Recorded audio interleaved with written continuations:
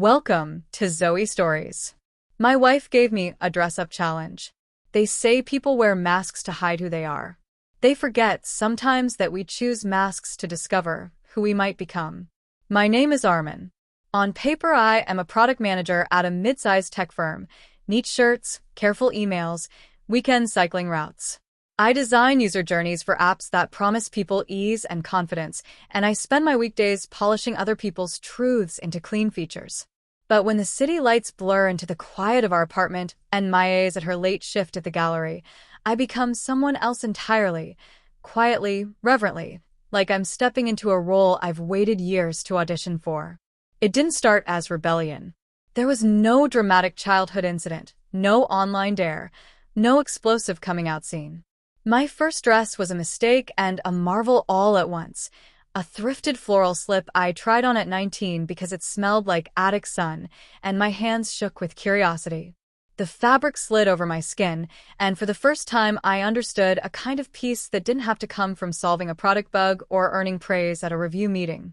It felt like a private agreement between me and the mirror, small, sacred, and impossibly real. For years I kept that agreement small. I learned to split my life into neat compartments the way I split my calendar. Mornings for code reviews, evenings for makeup tutorials watched under a dim lamp. Mia and I met at a coffee pop-up. She tripped spilling an espresso on my prototype notes and laughed like the sound could rearrange the world. She is a curator at a local gallery, decisive and sensual, the sort of woman who wears vintage coats like they're made of her own attitude. When we moved in together, I thought I was safe. Mia loves me. She loves my jokes, my stubborn obsession with fonts, the particular way I overuse the word actually. But I hadn't told her everything. Not because I was ashamed, exactly. More because I feared that sharing would rearrange the map of us into something unrecognizable. Our apartment is on the third floor of an old building that smells faintly of lemon cleaner and old paperbacks. The living room faces the streetlight that pours down on the cracked pavement like a spotlight. The bedroom window looks into the neighbor's jasmine bush, so close its branches press against the glass. It is cozy in the way that keeps secrets comfortable, soft rugs, a bookshelf crammed with art books, a dressing table pushed into the corner, where I keep things I cannot explain to anyone else. Mia thinks of the apartment as ours. I know better. It is mostly hers. She paints, collects postcards with handwriting she envies, and insists on plants that require daily petitioning. She leaves little notes in my laptop case. Don't forget to eat. Or dinner tonight. 8. The kind of notes that feel like anchors. They comfort me and terrify me at once because each note is another thread connecting me to a life I might unravel by accident. Work keeps me safe in a different way. At the office, I am methodical, guarded. People know me as the guy who brings donuts on Fridays, who defends design choices with a trademark calm. My colleagues have no idea I've learned contouring and how to walk in heels in front of a towel-stacked chair. I've never asked them to know.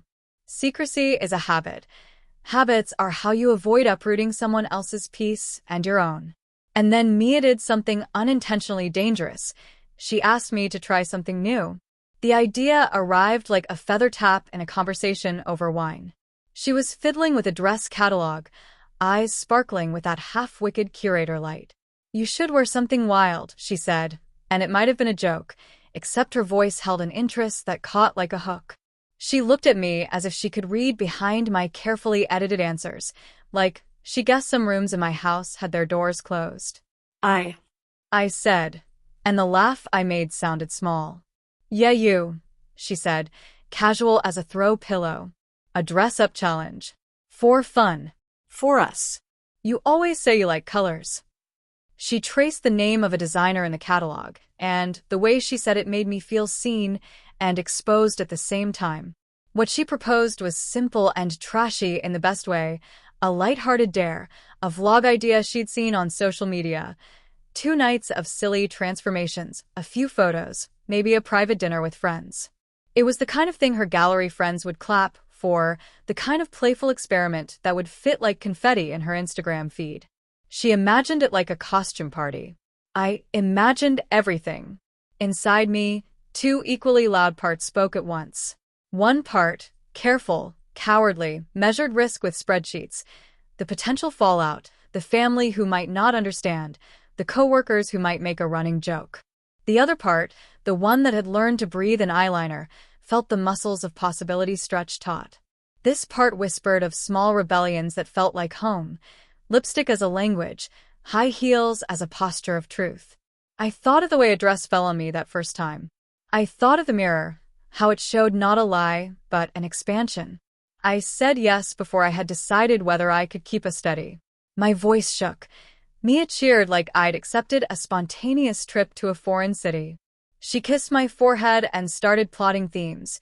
Vintage glam, office chic, a dramatic reveal. She didn't demand. Curiosity is her currency, and she paid it freely. That night, when she left for a late opening at the gallery, I sat at the dressing table with the catalog open and a list of everything I'd need to make the challenge believable. The list became a promise. Stockings, a wig, a pair of heels, makeup I found by watching hours of tutorials that felt more like confession than education. I traced the letters with my finger. Each item was a decision, each decision a step away from the person people expected me to be. The first time I put on a wig in our apartment, the city hummed outside, and the jasmine pressed against the window like a witness. The foundation made my face feel foreign and intimate at once. Rouge warmed my cheeks and gave me a small, dangerous permission to smile differently. When I stood, the heels reminded me how much of my body had been unused. The arch felt like learning a new grammar. I walked to the living room and looked at myself in the big mirror. Mia's coat hung at the doorway like an absent character waiting to return. There I was, the same hands, the same line of jaw, but the posture was a translation. I felt a little ridiculous and a little holy. I could have left it at that, an experiment, a story to tell between us, and perhaps it would have stayed contained. But there is a particular electricity in doing something you're both ashamed and proud of. It tends to look for loopholes to become larger. So that is where this begins, a casual challenge uttered over wine, a list of items that become a map, and a man who, for the first time in a long while, feels like he is approaching an edge he might actually want to step off. Mia thinks she's asking for a playful weekend. I think I'm asking for a chance to test a truth. What I don't know yet is how easily a private experiment can collide with the fragile architecture of intimacy, and how quickly the simple thrill of a dress can turn into a storm that might change everything. The following weekend arrived faster than Armin expected. Mia treated the dress-up challenge like a game show, her laughter filling the apartment as she tossed colorful fabrics onto the bed.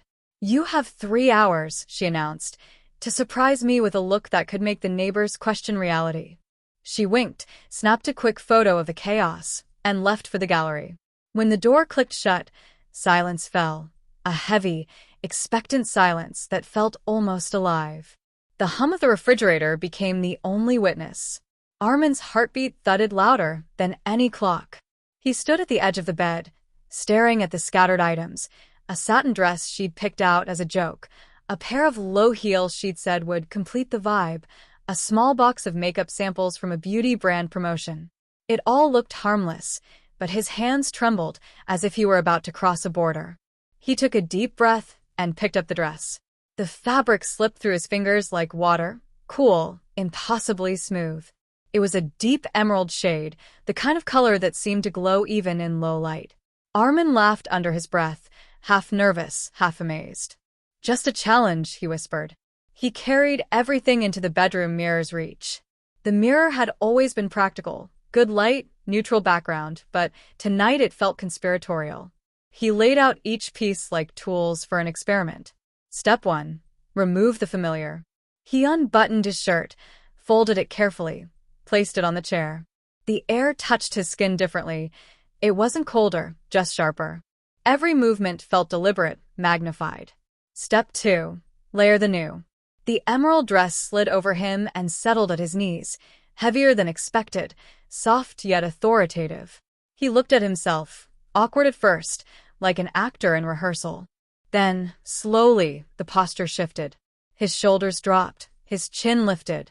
Something inside him aligned with the reflection. The transformation wasn't perfect. The makeup was clumsy at first, foundation a shade too pale, eyeliner uneven, but as he blended, adjusted, and tried again, he found rhythm. It was like debugging code. Every small correction brought harmony. When he finally stepped back, a stranger looked out from the mirror. Not a caricature, not a parody, someone almost possible. The stranger had careful eyes and a tentative smile. Armin felt an unexpected surge of calm. The fear of being ridiculous melted into quiet focus. He turned slightly, watched how the dress moved, how the light traced his shoulders. For a few seconds, he forgot about everything else, his job, his phone, the deadline for Monday's presentation. Then the hallway outside creaked. He froze. Footsteps? No, probably the neighbor upstairs. But his pulse refused to slow down. The thought of Mia returning early hit him like a voltage. What would she think, seeing him like this before the game even began? Would she laugh? Would she understand that this wasn't only a joke to him? He walked to the window, peered out. The jasmine branches brushed against the glass, as if urging him to breathe. The street below was quiet except for the hiss of a passing car. He tried to shake off the fear and turned back to the mirror. "It's fine," he murmured. "She's not home yet." He took a few experimental steps in the heels, wobbly, cautious. The sound of them clicking against the floor startled him. Every sound felt too loud. He practiced walking again, this time slower, smoother. Each step became a negotiation between fear and delight. Then his phone buzzed.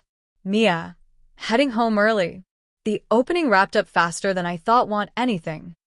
For a second the screen blurred. His brain refused to process. Home early. He looked at the mirror again. At the wig slightly tilted, the dress that gleamed like a secret, the lipstick still damp. Panic struck hot and sudden. He sprinted to the bathroom, heart hammering. Wiping off the makeup took longer than expected. The lipstick smeared, foundation clung stubbornly. He dabbed, rinsed, cursed softly under his breath. Another buzz. 10 minutes. 10 minutes. He darted to the bedroom, pulled at the zipper. It caught on the fabric. The sound was a betrayal, loud, metallic. He yanked harder. The zipper stuck again. He could already imagine the key turning in the lock, Mia's cheerful voice calling his name. The apartment suddenly felt too small. At last, the zipper gave way. He wriggled out of the dress, tossed it on the bed, scrambled for his shirt. His hands shook so violently he missed a button twice. The mirror showed someone half-dressed, half-erased, foundation streaks still faint on his jaw, mascara shadows like bruises under his eyes. He heard the elevator chime down the hall. He shoved the makeup kit into the drawer, kicked the heels under the bed, dragged a hoodie over his head just as the key turned. "Hey!" Mia's voice floated in, bright and unsuspecting. "You wouldn't believe how early everyone left." She stopped, eyes narrowing playfully. "You look flushed. Been running?" Cleaning," Armin said, forcing a smile. "Thought I'd surprise you by tidying up." She looked around, the bed still messy, the faint scent of her perfume mixed with something powdery. "Sweet idea," she said slowly. "Though it doesn't look finished." He laughed weakly. "Didn't get that far." She kissed him on the cheek and went to hang her coat. For a heartbeat too long, she glanced toward the dressing table drawer, the one that wasn't fully closed. Then she shrugged, humming softly, and disappeared into the kitchen. Armin exhaled shakily, every muscle trembling from the adrenaline crash. He moved to the mirror again after she left the room. In the dim reflection, traces of the experiment still clung to him, smudged color near the eyelid, a shimmer on the collarbone he'd forgotten to wipe away. He touched the glass. "Almost caught," he whispered. But under the fear something else pulsed. Relief, yes, but also longing. Because for the first time, he realized that the challenge wasn't going to stay a joke. It had opened a door, and now the air from the other side was seeping in, sweet, dangerous, impossible to ignore. The next morning, sunlight cut through the blinds in thin, accusing stripes. Armin woke late, still hearing the echo of the zipper from the night before. His heart steadied only when he saw Mia humming in the kitchen, barefoot, her hair tied up with one of his old bands. She looked utterly normal. The world had reset itself. He almost believed it, until she said, lightly, "I found some glitter on the bathroom counter. New hobby I should know about." Her tone was teasing, but the spoon paused midair. Armin's throat tightened. "Oh, must have been from your samples," he said. "I wiped most of it." She smiled. "Guess it's everywhere now. Art's contagious." She turned back to the stove, and for a heartbeat, the world steadied again. Yet all morning her comment echoed, soft as a drumbeat. She'd noticed. At the office, he could barely focus. The reflection on his laptop screen looked different. He imagined faint colors still clinging to his lashes. He rubbed his eyes, sighed, stared at the product dashboard that refused to behave. Every click sounded too loud in the quiet cubicle. He longed for evening, both dreading and craving it. When Maya texted late again, "Don't wait for dinner," he felt relief laced with guilt. Relief because it meant more time. Guilt because he already knew how he'd spend it. That night he unpacked the drawer. The wig was slightly tangled, the emerald dress folded with guilty precision.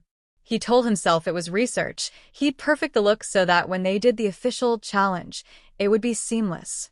That's all. Just preparation. But as he set out the brush, foundation, and mirror, a calm focus returned, the same kind he felt when building a flawless app interface. There was no audience, no timer.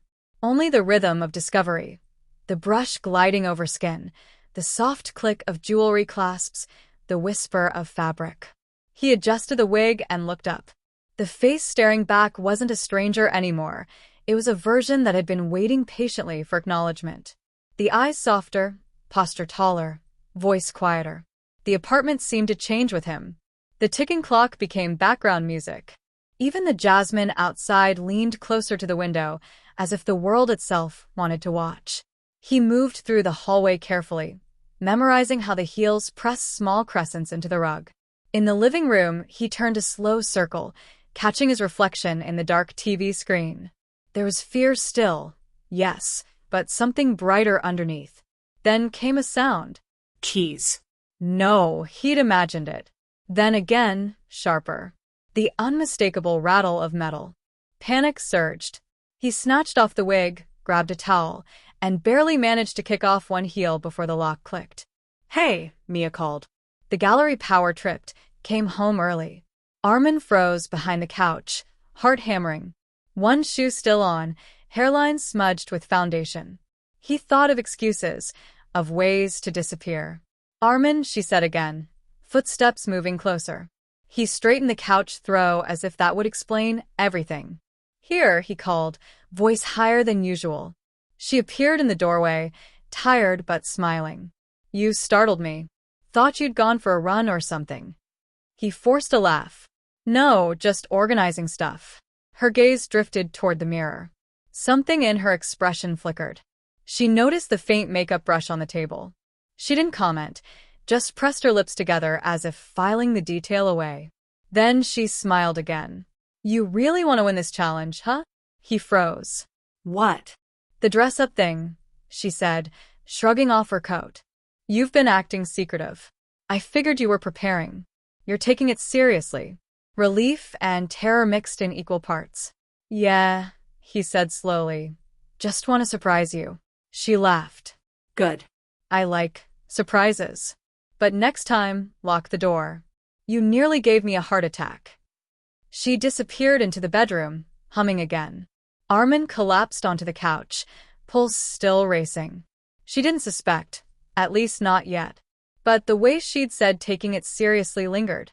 He looked at the mirror again. One heel still lay on its side. The reflection showed him half in shadow, half in lamplight. He whispered, "It's not just a challenge anymore." Outside, thunder rumbled somewhere over the city, distant, but moving closer. The next morning, the office felt quieter than usual. Armin arrived early, hoping to avoid Mia's piercing gaze. But when he entered, she was already there, standing by the large window, sipping coffee, the city's sunlight glinting off her diamond bracelet. "Good morning, Armin," she said without turning. "You're early. Ambitious." He smiled weakly, trying to make up for yesterday's situation. Mia turned now, her eyes soft but calculating. You did well. Better than I expected. She walked toward him, each step measured. In fact, I've decided you should stay on the project, but I want to observe how you handle new environments. That line made Armin's heart race. New environments? What did she mean? She pointed to a small bag on his desk. Open it. Inside lay a crisp white blouse, a fitted pencil skirt, and a pair of modest heels. Not the glamorous outfit from yesterday, but unmistakably feminine. I don't understand, Armin stammered. Relax, Mia said coolly. It's part of a branding exercise. I want you to understand how presentation changes perception. Consider it research. Armin felt a strange mix of relief and dread. Research, a harmless term masking something deeper. He hesitated, but Mia's eyes left no room for refusal. Change in the restroom, she said simply. Then meet me in the conference room. Armin stood before the mirror again. The reflection staring back was unfamiliar, yet hauntingly composed. The blouse hugged his shoulders gently. The skirt fit tighter than expected. He tried to steady his breathing. He whispered, "It's just for work." But the voice in the mirror whispered back, "Is it really?" A knock on the door startled him. "You ready?" Mia's voice floated through. "Yes," he lied. When he entered the conference room, Mia was already setting up her laptop. She looked up, eyes scanning him head to toe. "Interesting," she murmured. "You carry yourself differently. More aware, more precise." He wanted to disappear under that gaze. Is this really necessary? Mia's smile was slight, mysterious. Perception, Armin. People treat you differently depending on how you present yourself. Tell me, how does it feel? Armin's throat tightened. Strange. Strange can be powerful, she replied. Then she surprised him again. I've invited the marketing team for a quick brainstorming session. I want them to see you like this. What? Calm down. It's only to test a reaction. Trust me. The door opened, and 3 team members walked in. Conversations paused. Eyes widened. A murmur rippled through the room before Mia's sharp tone cut through it. Focus on the presentation. For 30 agonizing minutes, Armin stood beside Mia, trying to ignore the mix of curiosity and awkward politeness from his colleagues. His cheeks burned. His hands trembled. Yet somehow he survived it. When the meeting ended, Mia walked up close. See? You didn't break. Armin exhaled shakily. I thought I would. Fear, Mia said softly, is only a mirror. The moment you face it, you realize what you've been hiding from yourself.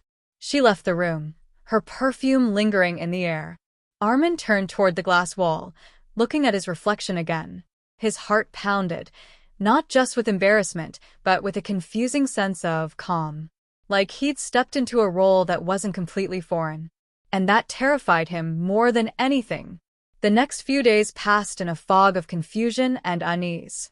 Armin tried to act normal, burying himself in spreadsheets, reports, and late nights at his desk, but Mia's experiment refused to leave his mind.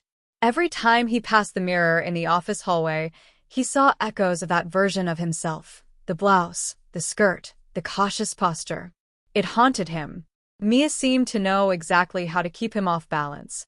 She didn't mention the incident outright, but her comments, her glances, her perfectly timed observations kept reminding him that she hadn't forgotten.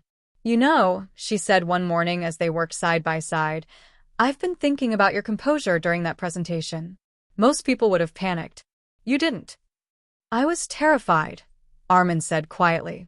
Maybe, Mia replied, typing something into her laptop, but you held it together. You adapted. That's what makes a perfect assistant. He frowned. Assistant. She looked up, eyes sharp. Yes. I need someone who understands detail, patience, and presentation. You fit that mold perfectly if you're willing to trust me. Armin hesitated. You mean for another project? Something like that. Her smile was faint, unreadable. That afternoon, she called him into her private office.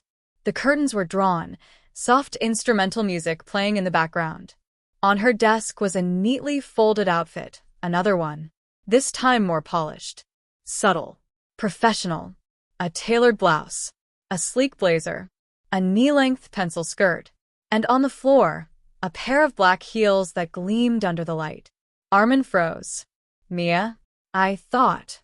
This is part of the next phase, she interrupted smoothly. We're testing how confidence translates across different roles. You'll assist me at tomorrow's client meeting. Presentation is key. He opened his mouth to protest, but she stepped closer. You've already proven you can handle pressure. Now show me you can command a room. Her tone wasn't cruel, it was persuasive, calm, yet heavy with control. He felt himself caving. Again.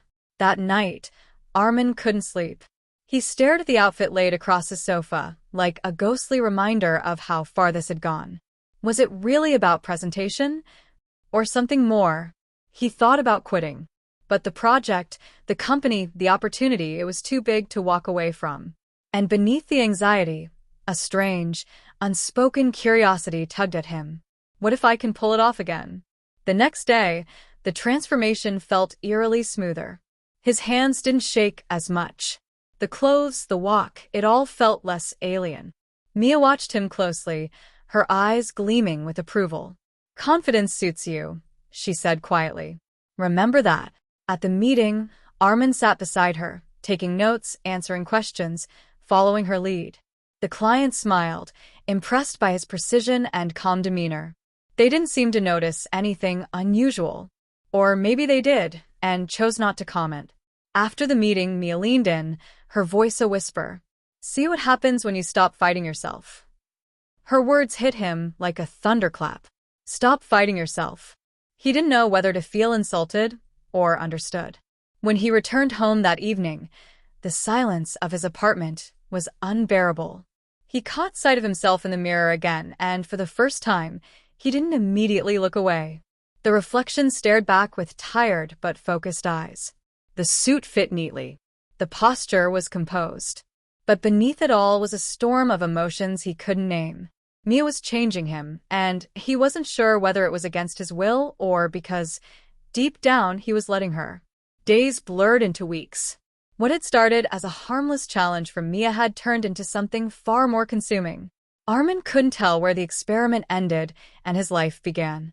The rules kept shifting. Mia didn't demand anything anymore. She suggested things in a way that made refusal feel impossible. You looked more confident yesterday, she would say lightly. Maybe it's time to see how well that confidence holds up outside the apartment. Or, you remember what we talked about, poise, balance, presence. I want to see it again. Every compliment came with invisible strings. Every instruction pulled him deeper into her world. One Saturday morning, Mia handed him a box. No explanation, just a mischievous smile.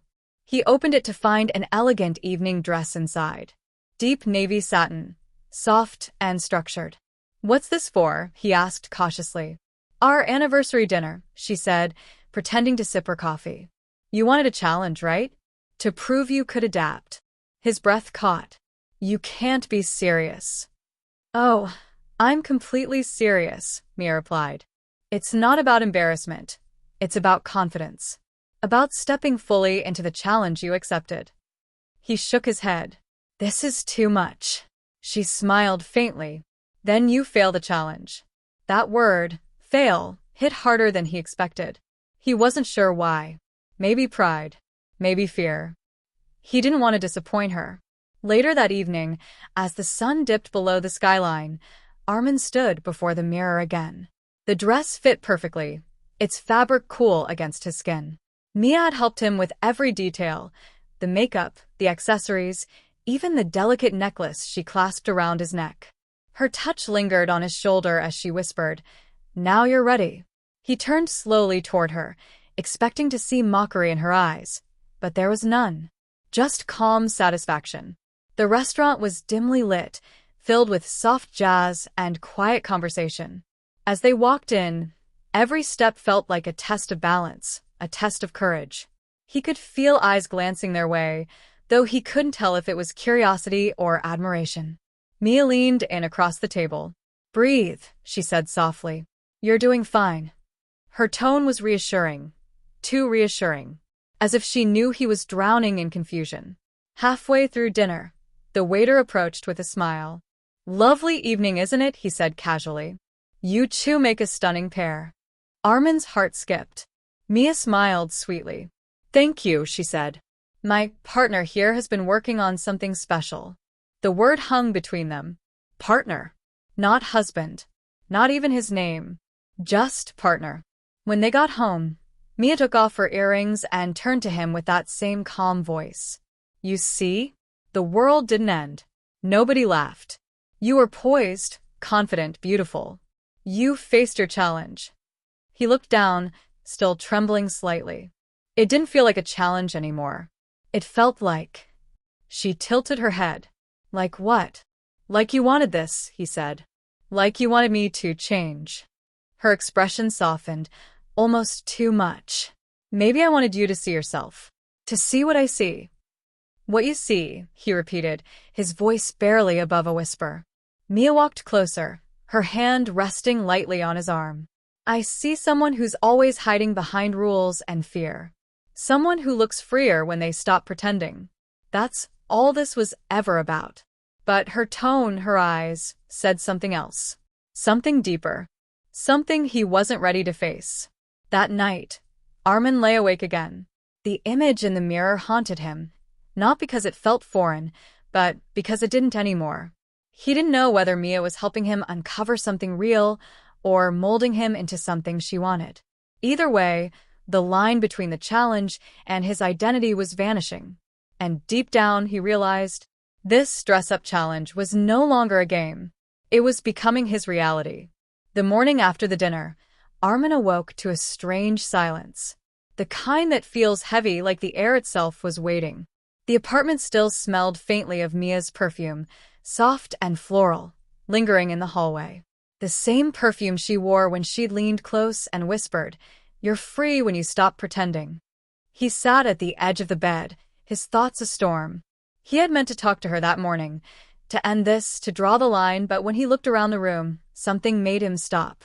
There, on the dresser, lay the dress from last night, perfectly folded. Beside it, a note. "Don't forget what confidence looks like. I." He stared at the handwriting, steady, graceful, deliberate. It wasn't a request. It wasn't even a compliment. It was a reminder. All day at work, Armin couldn't focus. His reflection in the elevator glass felt like a stranger's. He kept replaying the night over and over. The waiter's compliment, Mia's tone, the strange relief he'd felt when nobody seemed to notice. By noon, his coworkers were asking if he was okay. Yeah, he'd say automatically, just tired. But that was a lie. He wasn't tired. He was unraveling. When he returned home that evening, Mia was already waiting, seated on the couch, laptop open, a glass of red wine in her hand. "Rough day?" she asked without looking up. He hesitated. "You could say that." She smiled faintly. "Then maybe it's time for another challenge." His stomach tightened. "Mia, I think we should stop this. I'm starting to feel like..." "Like what?" she interrupted, closing her laptop slowly. "Like you're turning this into something else. This isn't about confidence anymore." She tilted her head. "Then what is it about, Armin?" "I don't know," he snapped. "I just know it's not what I signed up for." For a moment, silence. Then she rose from the couch, walked over, and placed a hand on his chest. "Then tell me," she said softly, "why didn't you stop last night? Why didn't you walk away?" He froze. Because he couldn't. Because something about it had felt right. But he couldn't admit that. Not to her. Not to himself. "Mia, I need space," he said finally. "This is too much." Her expression didn't change.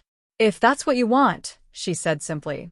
He nodded, relieved, until she added, "But you'll have to prove it." His brows furrowed. "Prove it?" "Tomorrow," she said calmly, "you'll go through an entire day as yourself. No clothes, no makeup, no game. If you truly don't need this, it should feel natural." He blinked, confused. "That's not a challenge. That's just normal." "Exactly," she said, smiling faintly. "Let's see how normal feels to you now." That night, he couldn't sleep again. The challenge echoed in his head. Let's see how normal feels to you now. When morning came, he tried to follow through. He wore his usual clothes, slacks, a shirt, nothing fancy. But something felt off. The clothes felt stiff, his movements awkward. His reflection seemed dull, expressionless. He hated how much he missed the softness, the elegance, the way Mia's eyes lit up when she looked at him that way. By noon, he couldn't take it anymore. He went home early, pacing the living room, running a hand through his hair. That's when he saw it again, a new box on the table. No note this time. Just quiet expectation. He didn't open it. Not yet. But the sight of it was enough to make his hands tremble. When Mia returned that evening, she didn't ask what he'd chosen. She simply looked at him, really looked, and said, "You didn't last a day, did you?" He didn't answer. She smiled softly. Not victory. Not cruelty. Just calm certainty. "That's all I needed to know," she whispered. That night, as he finally opened the box, a single sentence replayed in his mind like a curse. Maybe the challenge was never hers to control. The next morning, Armin woke up to the faint sound of the shower running. Mia was already up. Sunlight poured through the curtains, landing on the box he had opened the night before, its contents now folded neatly on the bed. He hadn't meant to wear them again. But he had. And when he caught sight of himself in the mirror, the balance, the calmness in his reflection, he couldn't lie to himself anymore. This version of him felt real. When Mia stepped out of the bathroom, she saw him standing there. She didn't look surprised. If anything, she looked like she'd been expecting it all along. "Looks like you made your choice," she said simply. "I didn't," he started, but the words tangled in his throat. She raised an eyebrow. "Didn't what? Choose? Or admit it?" Her voice wasn't mocking. It was measured, quiet, but it hit harder than any shout could have. He turned away, but she walked closer, her footsteps soft against the floor. "Armin," she said, her tone steady, "you've spent weeks telling yourself this was a challenge. But you and I both know it stopped being one a long time ago." He looked up sharply. "Then what is it to you? Some kind of experiment? A test? Are you trying to see how far I'll go?" She paused, studying his face. "Do you think I'd put you through all of this just for curiosity?" she asked softly. This wasn't about control. It was about truth. Truth. She nodded slowly. "You think I don't notice how you breathe easier when you stop pretending? How your voice changes, how your eyes soften, when you let go of that mask you wear for everyone else?" He felt his pulse quicken. "You're reading too much into it." "Am I?" she asked, stepping closer again. "Or are you refusing to read what's right in front of you?" The room felt smaller now, the silence thicker. For the first time, he didn't feel like she was forcing him. He felt like she was seeing him. But that terrified him more than anything. He wanted to scream that she was wrong, that this wasn't who he was. But the words wouldn't come, because some part of him knew she was right. The next few days felt like living on a tightrope. At work, Armin kept his head down. He avoided mirrors, avoided his own thoughts. But at night, when Mia was near, it became harder to separate the truth from the illusion. One evening, she invited him to help prepare for another company event. It was supposed to be simple, just logistics and coordination. But when he arrived, Mia handed him a small silver badge. It read, "Assistant A. Morgan." He froze. "Why doesn't it say my full name?" "Because," she said lightly, "for this evening, I want you to blend in. Observe. See how people react when they don't know who you are." "Mia?" She met his gaze. "If you trust me, just this once, let go." He hesitated. Then slowly he nodded. The event was crowded. Laughter, champagne, flashes of cameras. Armin stayed near the back, blending into the rhythm of the night. But as the hours passed, something strange happened. No one looked twice. No one whispered. They smiled. They talked. They treated him like he belonged. He wasn't invisible, but he wasn't questioned either. For the first time, the mask didn't feel heavy. When Mia came over later, she whispered, "Now you understand, don't you?" He looked at her, a strange calm settling in his chest. What if I do? He asked quietly. She smiled, not with triumph, but relief. Then the challenge is finally over, she said. You've already won. But as the night ended, Armin couldn't shake the chill running down his spine. Because if the challenge was over, why did it feel like something else was just beginning? A week passed before anything felt strange again. Armin had begun to find a quiet rhythm, mornings with coffee and quiet glances between him and Mia, evenings spent in half-comfortable silence. The challenge, as she once called it, had faded into the background. Or so he thought. Until that Friday night. He was searching for a file in Mia's study, something she'd asked him to print for Monday's meeting. Her computer was still on, her screensaver flickering softly. He moved the mouse to wake it up, expecting spreadsheets or project notes. But instead, a folder appeared on the desktop. It was labeled simply, "The Challenge, Phase Log." His hand froze on the mouse. Curiosity got the better of him. He opened the folder. Inside were dozens of subfolders, each one dated. Each one marked with his name. His breath hitched. He clicked one. Inside were images, screenshots, photos, short video clips. Him. In the apartment. At the dinner. In the mirror. Each file had notes attached, Mia's voice recordings, calm and clinical. Day 14, Armin hesitated less today. Not fear, acceptance. Day 19, resistance lower. Emotional dependency increasing. Day 22, subject shows signs of comfort in alternate appearance. Continuing observation. He felt cold. His stomach turned. Subject? He scrolled further. One final entry stood out, dated the night before. Day 30, Phase 1 complete. Outcome exceeds expectations. Identity transition entering stabilization phase. He stepped back from the desk, his heart racing. This wasn't just a challenge. It wasn't a social experiment between husband and wife. It was a study. And he was the experiment. The door creaked behind him. Couldn't sleep? Mia's voice was calm, distant. He froze, his hand still on the mouse. She saw the screen, the open folder, the words. Her expression didn't change. If anything, she looked sad. So, she said quietly, you found it. Armin turned slowly. You've been recording me? Yes. For what? His voice cracked. To see how far you could push me?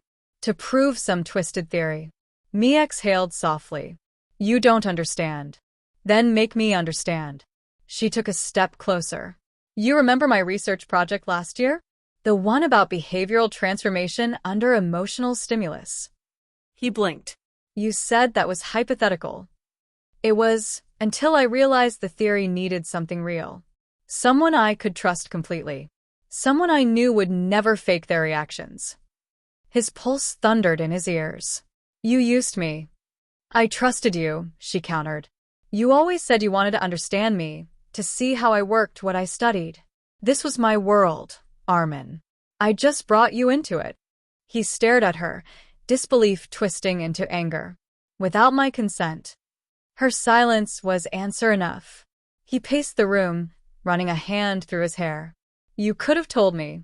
You could have asked. If I had, she said quietly, you would have said no. And you never would have seen who you really are. He turned sharply. Who I really am. Yes, she said, her voice trembling slightly now.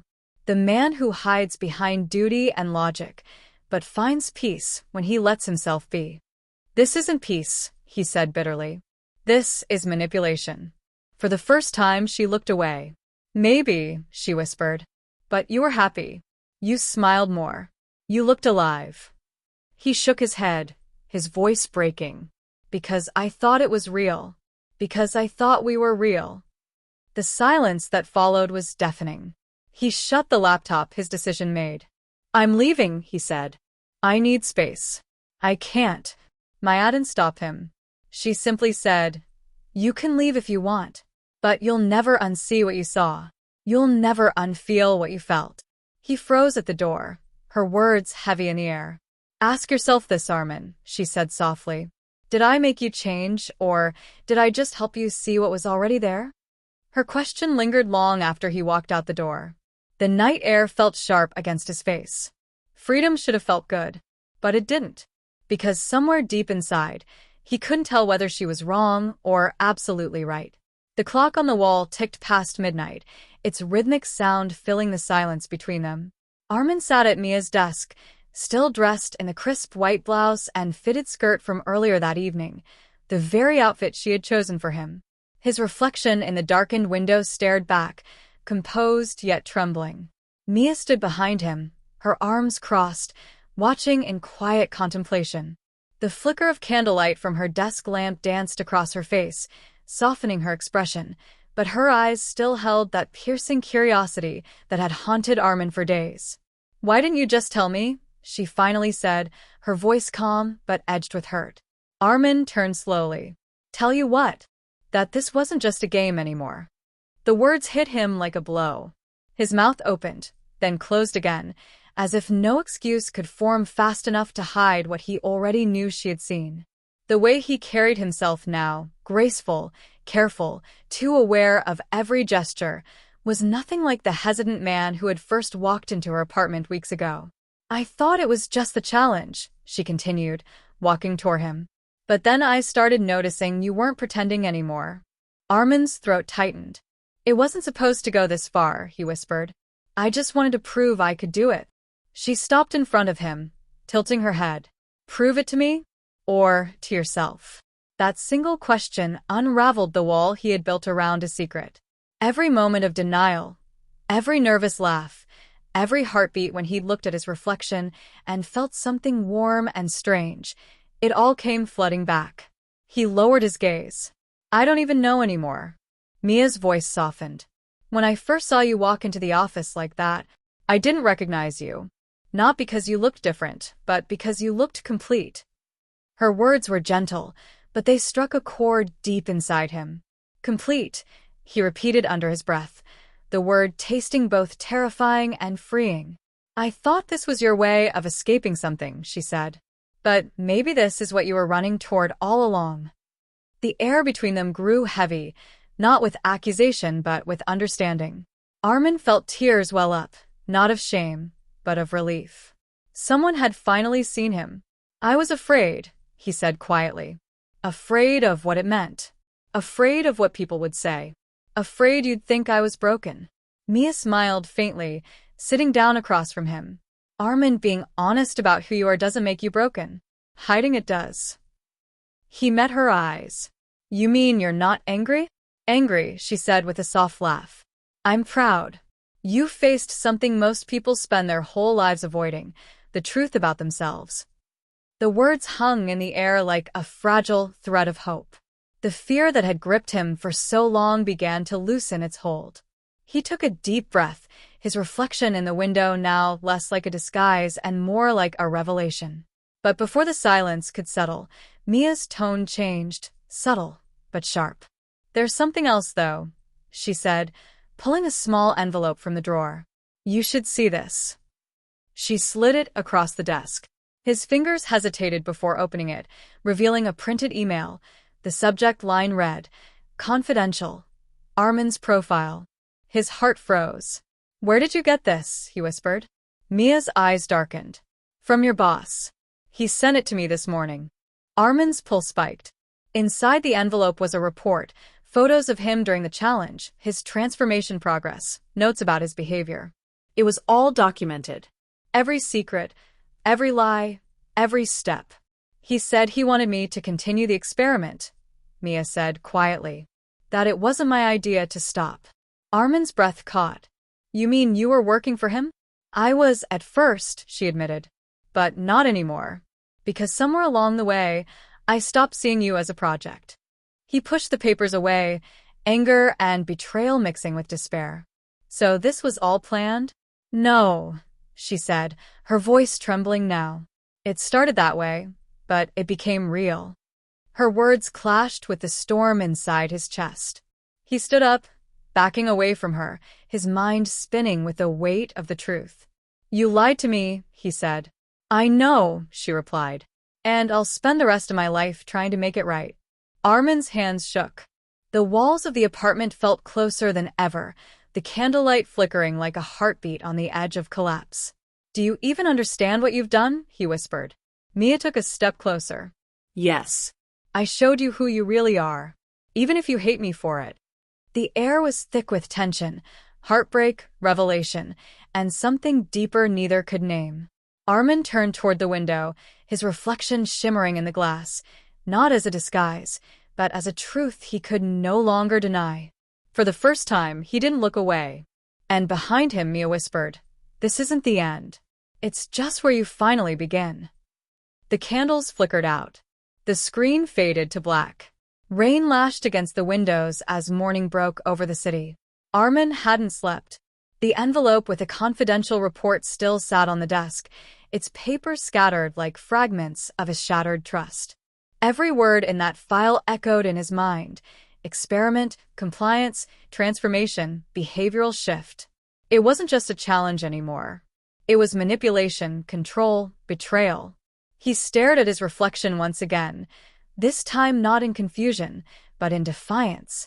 The makeup smudged under his tired eyes, the soft curls of his hair falling over his face, the fitted blouse clinging to his trembling frame. He didn't see disguise or deceit anymore. He saw both Armin and someone new, someone real. But one question burned in his mind.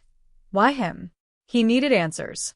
And there was only one person who could give them, his boss, Mr. Raymond. The office looked colder than ever when he stepped inside. The fluorescent lights hummed, and the sound of his heels on the marble floor echoed like gunshots. Every head that turned to look at him made his heart pound harder, but he didn't stop. He marched straight to the glass office at the end of the hall. Mr. Raymond looked up from his desk, unfazed. "Well," he said, smiling faintly, "you came?" Armin slammed the envelope onto the desk. "You used me." Raymond leaned back in his chair, fingers steepled. "I gave you an opportunity.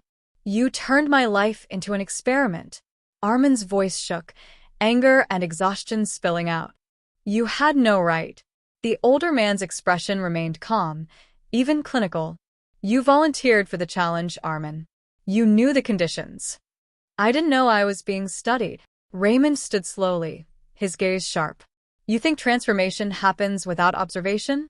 Without data? You were part of something bigger than yourself, a test of adaptability, psychology, presentation. And you succeeded." Armin's fists clenched. "Succeeded? You broke me." "No," Raymond said, stepping closer. "I revealed you." The words hung heavy between them. "You think I don't see it?" Raymond continued. "You walk differently now. You're different. That's not a costume anymore. It's who you've become." Armin shook his head. "You don't get to decide who I am." Raymond smirked. "Haven't you already decided that for yourself?" For a moment, Armin said nothing. The truth was a storm inside him. Rage, fear, and something dangerously close to acceptance. Every word Raymond spoke twisted the knife deeper, but somewhere in that pain, there was clarity. "You think you created this?" Armin said quietly. "You didn't. I did. Every choice, every fear I faced, it was me." Raymond's eyes flickered with amusement. "Then prove it."